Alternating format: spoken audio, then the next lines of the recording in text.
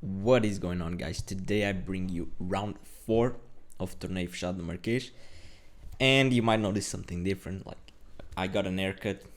I was needing one. Long hair wasn't really working for my chest, so yeah, I stopped trying to imitate Magnus. And yeah, I'm wearing this shirt. Of course, I'm wearing this after Sporting beat Arsenal. I'm not a Sporting fan, but gotta troll them Arsenal fans. And also, I'm kind of used to taking an L, so I kind of relate to Arsenal right now. So yeah, without further ado, let's go into the game. My opponent here was Mikael Kumsch, 1534 rated player. Yeah, the white pieces, I had the black pieces, and if you guys saw the last video, this match was played right after, like 1 hour after I just had a really tough loss of 4 hours and a half. So this was very important for me to try to not lose twice and stop the bleeding. Definitely the only thing worse than losing once is losing twice in a row. So yeah, I really wanted to get a win or at least a draw and go home and not think about chess for a while. So yeah, my opponent had white pieces. He started with e4, c5, knight f3, d6, and finally the open Sicilian. I was expecting this from him, and I was very excited to try for the first time my Najdorf. Yeah, I looked a lot at the Najdorf for the past, like, I would say 3 weeks, probably. Yeah, 3 weeks I've been looking at the Najdorf, or even more, maybe like close to a month or 4 weeks, something like that. So a long time. And yeah, here I was expecting bishop g5 from him, but he surprised me with bishop e2. And here, honestly, all I knew was that I should probably play e5. And yeah, after knight b3, I was on my own, so all my prep was over. Which is kind of funny when you spend so much time preparing an opening, and after move 7 you're already done with your preparation. But I kind of knew, like, that this line is just, you just develop the pieces to the most natural squares and you play chess. So yeah, I wasn't too worried about that. So bishop e6 here, bishop e3, bishop e7, queen d2. And here, yeah, I kind of was thinking of what to do here. I could just straight up castle here, but I don't know, it's always hard to castle into an attack. But I mean, he's always gonna attack on the king side, and I'm always gonna attack the queen side, so it's inevitable. But I was kind of confused what move order should I actually try. And here, after a while, I played knight bd7, which is definitely a move. But I kind of, after playing knight bd7, I was like, couldn't I play d5 here and just get the usual break in that all Sicilian players want? And I was kind of frustrated that I didn't play it. But apparently this is not good, d5 in this position, because after e takes d5, let's say knight takes d5, knight takes d5, queen takes d5 here, and yeah, my opponent can just castle, and apparently this is nothing special for me. And you kind of can see that my opponent is way better developed, and I still have to castle, develop my knight. So yeah, this wouldn't be anything special for me. Actually, I would probably be considerably worse in that middle game, queenless middle game. So yeah, I went knight bd7, which is fine. My opponent castled. And here I just went b5. I was like, bro, this is the Najdorf. I just want to checkmate my opponent. I'm already threatening b4 followed by knight takes e4. So this was good. I mean, I this is definitely what you want when you're playing a Najdorf. You want a double-edged game where someone is getting checkmated probably. And yeah, so I had nothing to complain in this position.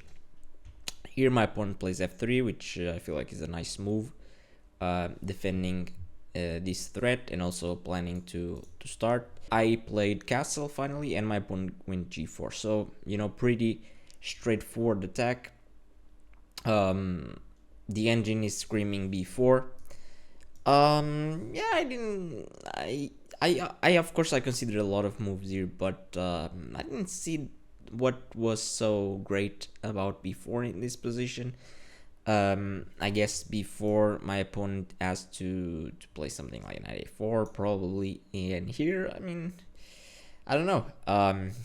G5 is coming. I mean, this a5 is not that incredible because bishop e5, and yeah, I don't know.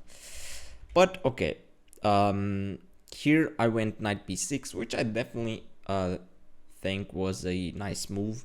Mainly with the idea that if my opponent plays g5, I thought first about knight h5, but and my opponent did play g5. Thought about knight h5 first, but I thought, and this knight is really misplaced here. It's stopping f4, but apart from that, it's not really doing much, and it's gonna be hard to get him back in the game. So yeah, the knight b6 idea also came with the idea to bring the knight back to d7, give the d7 square for the knight, and in the future maybe play knight c4, I don't know, queen c7, rook c8, and yeah, just try to figure out the complications.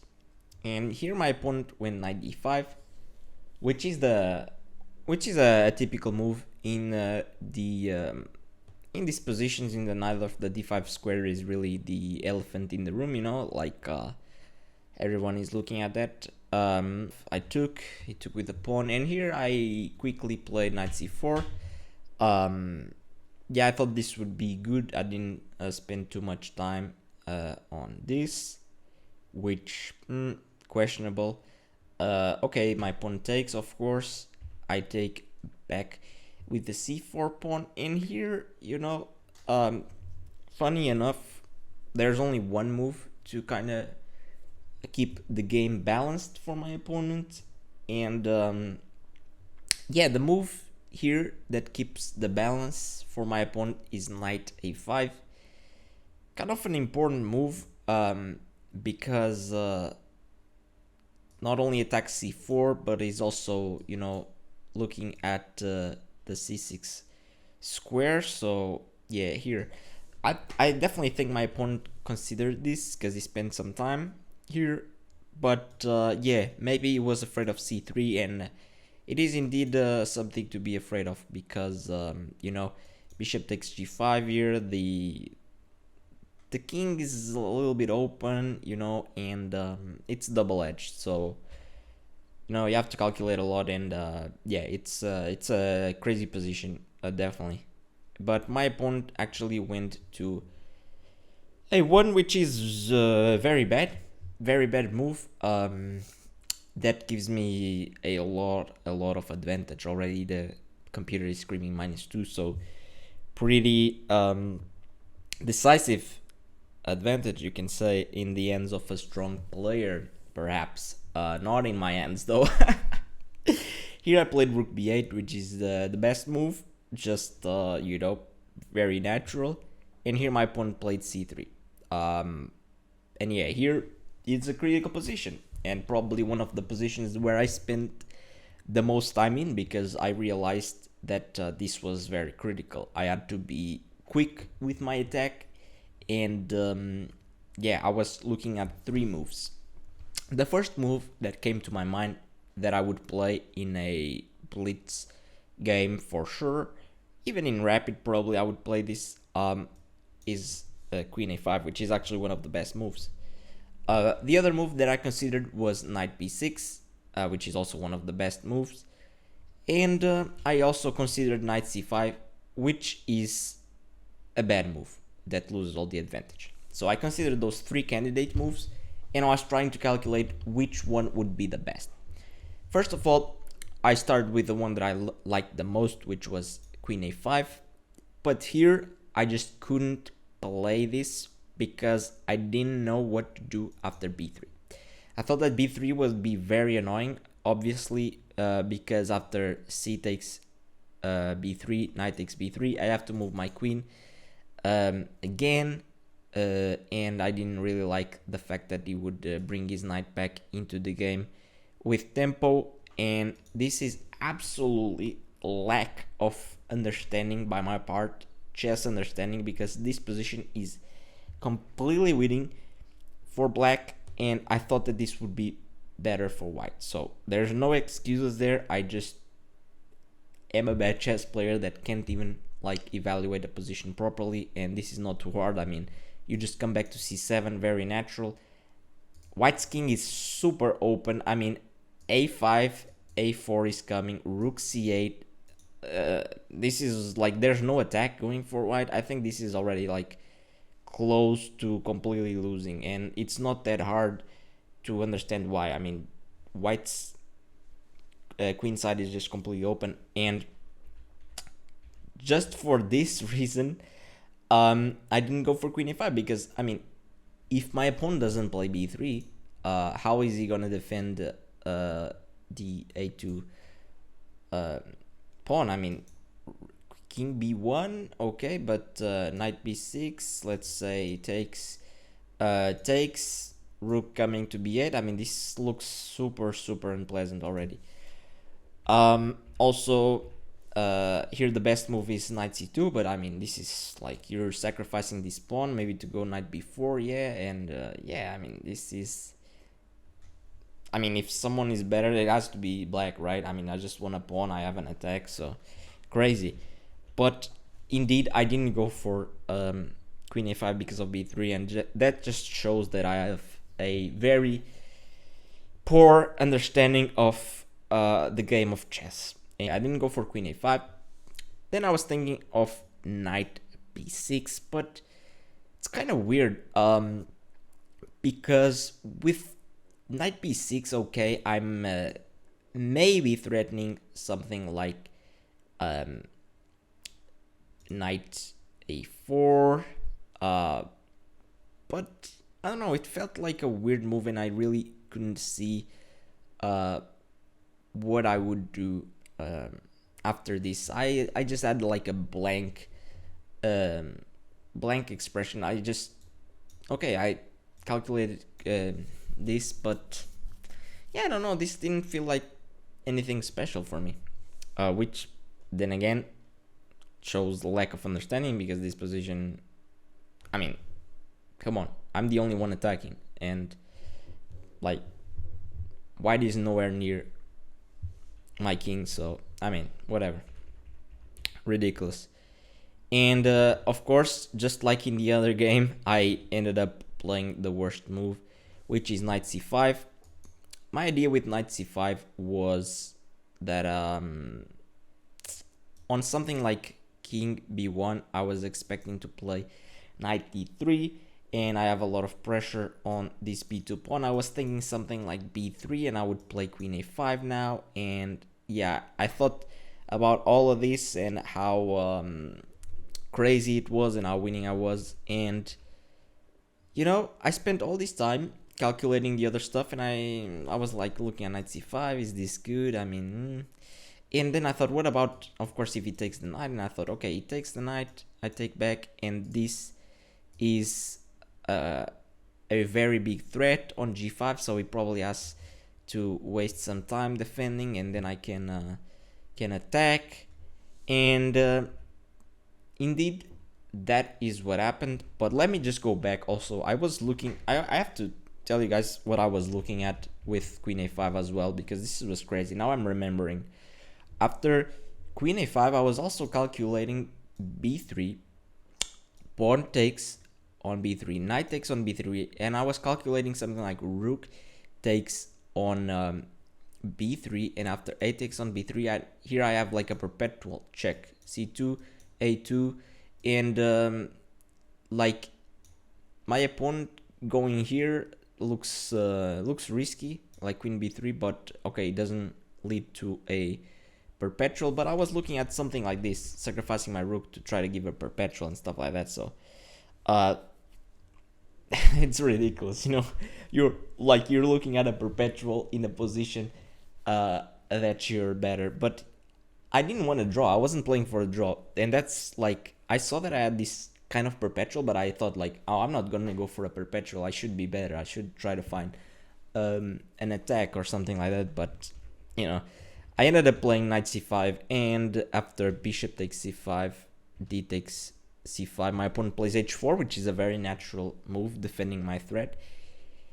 And here I completely panicked because I thought, oh my god, I just blew all my advantage away. Like, this is horrible. Like, now I have to blockade this d5 pawn. My bishop will be like garbage. And yeah, I'm screwed. And here I quickly played bishop d6, which is very bad, a very bad move. Like, I should have took a deep breath and tried to see, okay, can I make any threats? Or do I have to play bishop d6?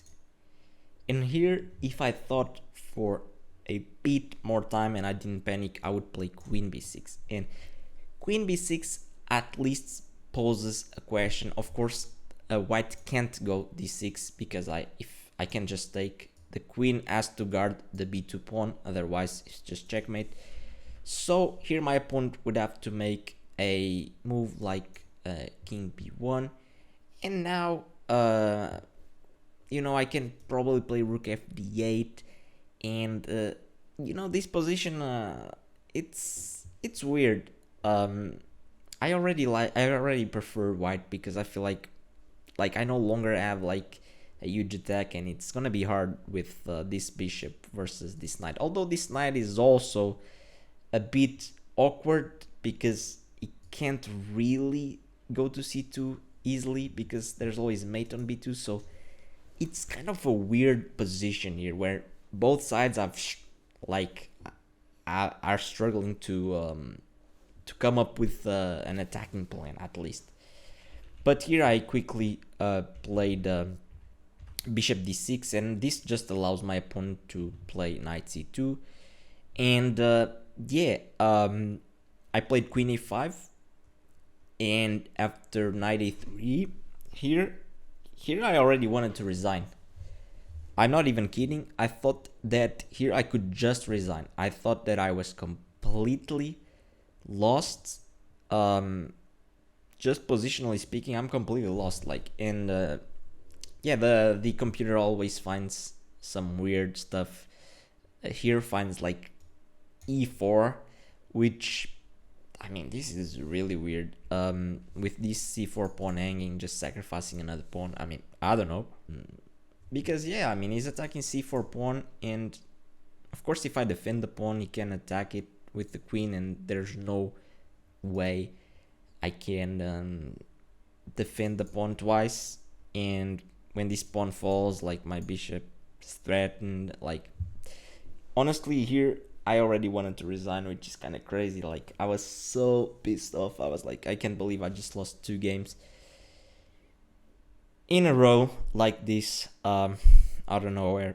And I didn't resign. I thought like for 30-35 minutes I really had no way of, I just couldn't figure out anything to create counterplay. So I ended up playing queen a4, and my opponent played queen c2. And this, of course, is a nice move because if I take the queen, I mean, this is just completely losing. Like, there's no way that I ever even get a draw here, because like my bishop is so much worse than the knight. Like, my bishop is doing nothing. He has a passed pawn, he's gonna take c4, and I mean, this is just like miserable position for black. And yeah, here I went back with the queen. I was looking at some weird stuff.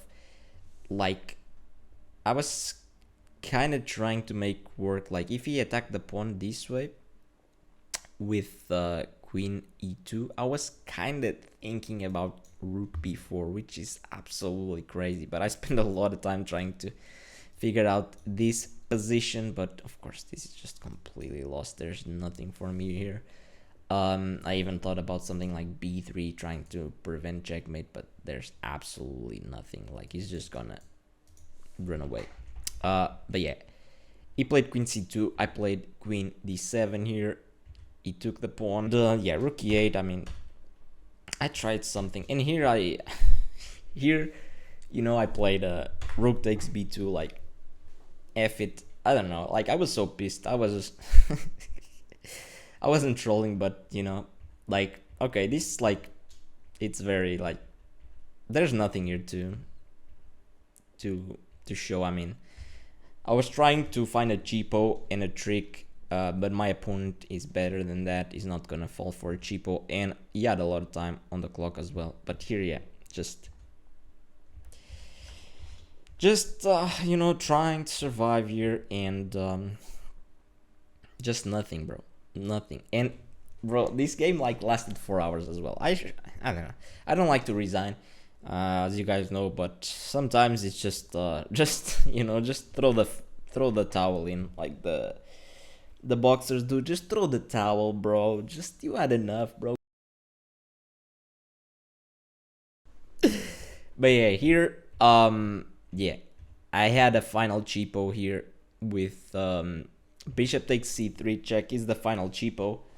Actually, there's only one move that holds the position for white, which my opponent found quickly. It's king b1. Actually, here, if my opponent takes with queen, is actually like this is actually a draw because of queen takes f1, and after just king b2, and after queen b5 check, you know, he's losing the rook, so this would be a draw. Of course, my opponent didn't fall for this. Honestly, I would be very, very sorry for my opponent if he fall for this. Like, this is completely ridiculous, but my opponent didn't fall for this. He just moved his king, and I resigned here finally. And yeah, props to my opponent. He played well. He punished me really well after I made that mistake, so congrats to him. And yeah, I was very pissed off, of course, after like a day of losing twice, and I was playing against lower rated opponents, which always even sucks more, you know. When you lose to like 1900s or 2000s or 1800s, you're like, okay, I mean, I lost, but like they are stronger. And but of course, when you play someone that's your rank or lower, you of course you don't expect to lose, especially this way where you don't even fight. And yeah, that's it, guys. I hope you guys enjoyed it, and I'll see you guys on the next video. Bye bye.